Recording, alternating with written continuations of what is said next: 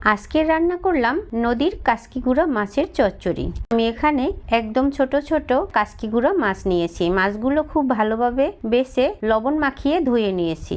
এখন মাছের মধ্যে দিয়ে দিচ্ছি হলুদের গুঁড়ি, মরিচের গুঁড়ি, স্বাদমতো লবণ, সাদা তেল আর কিছুটা সরিষার তেল, একটু ধনেপাতা কুচিও দিয়েছি। এবার মাছগুলোর সঙ্গে সমস্ত গুঁড়ো মশলা ভালো করে মিশিয়ে নিতে হবে।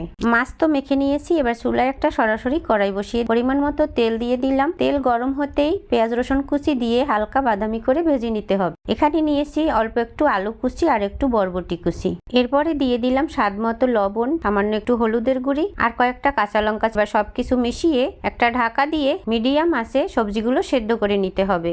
এবার এই সবজির মধ্যে আগে থেকে মেখে রাখা কাসকিগুড়া মাছগুলো দিয়ে দেব। এবার একটা ঢাকা দিয়ে 5 মিনিট রান্না করতে হবে। কিছুটা সরিষার তেল আর ধনিয়া পাতা কুচি দিয়ে আর সামান্য একটু লেবুর রস দিয়ে নামিয়ে নিলেই হয়ে যাবে আজকের গুঁড়া মাছের চচ্চড়ি।